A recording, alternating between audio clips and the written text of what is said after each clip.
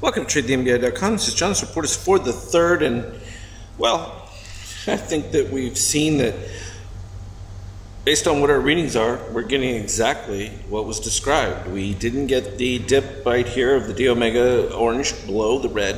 We also got a failure of the midterm buyers in green to cross. We had enough short-term buyers to keep things moving along, but wasn't sufficient enough. We're actually seeing now again shorts rising into this, but I don't know that they necessarily have enough, because we can also see that long-term buyers are maintaining this, and we don't see any dips here in our extreme histogram to let us believe that we're overbought in any way, shape, or form that's going to result in some kind of meltdown.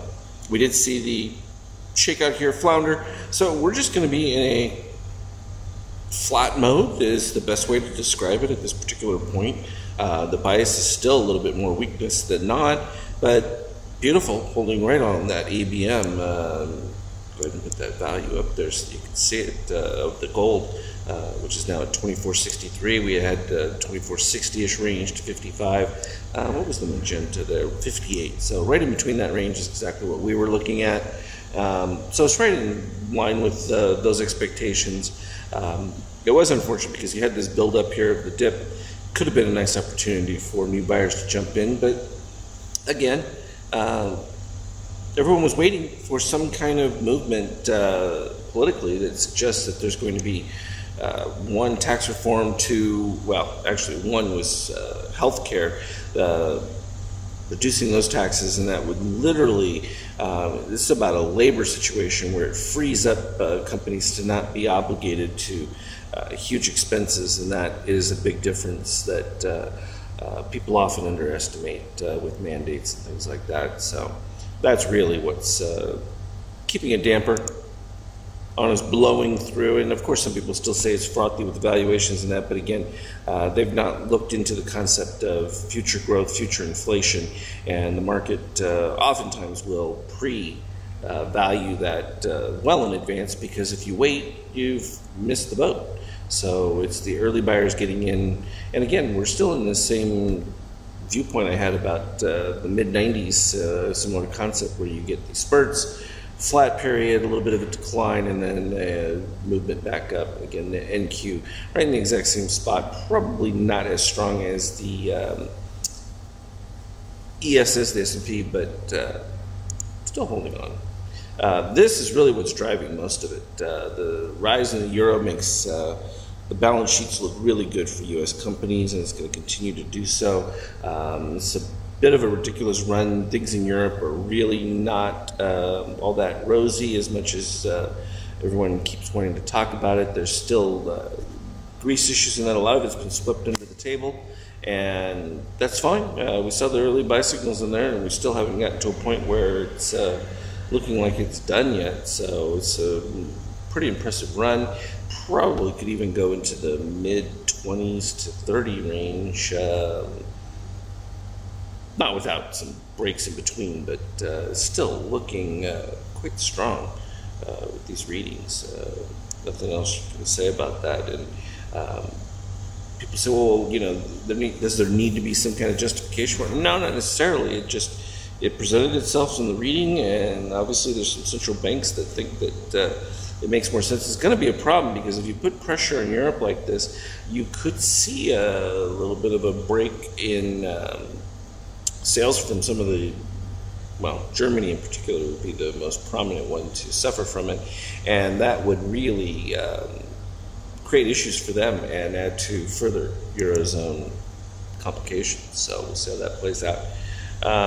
You know, buy signals came through here with the TLT. To me, it seems strange, but I think a lot of people that aren't putting their money in the market are trying to stay in a safe zone, which doesn't make a whole lot of sense when you have a Fed that's indicating that it wants to keep raising rates.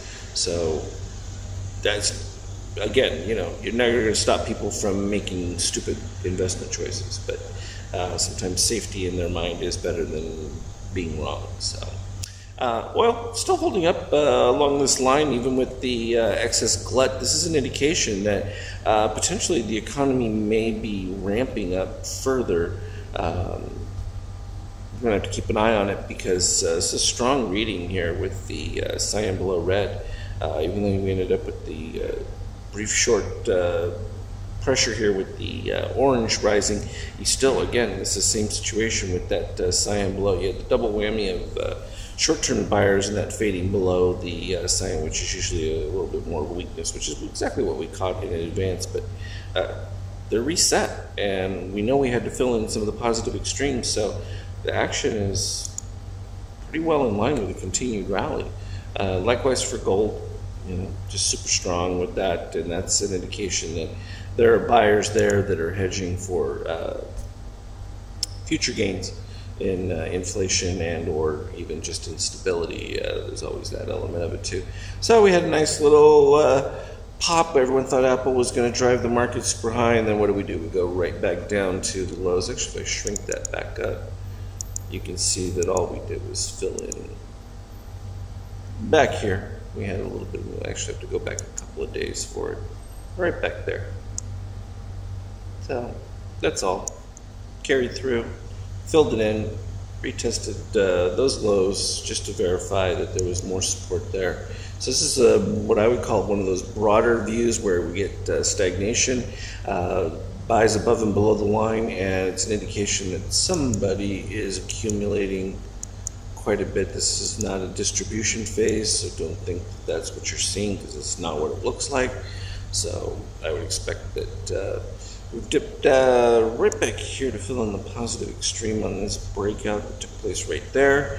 We filled it in pre-market right now, and we should move right back up to the mid-highs in the 75. Again, got to get into the mid-80 range before it's going to be pulling price up to the 25s, but all in all, we're just looking to see a little bit bigger swings. This wasn't bad to have, 6 to 10 point move, but we really need to be seeing things closer to 15 to 20 would be more appropriate at this level.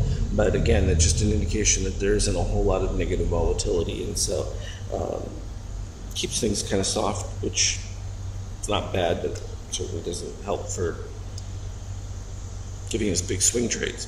So we'll see if we get a little more volatility rise in here. We're getting close to the 4th. We should start to see fund money start pushing this through. This could be that accumulation taking place, and that will be enough to give it the impetus to break out. So that's the long and the short of it. I've got power now, which is great, because I spent the entire evening without power. The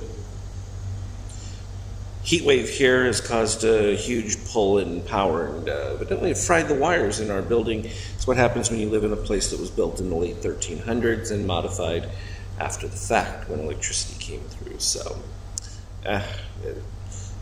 one of those things. As always, though, trade well. Look for me on Skype chat. We'll talk again later.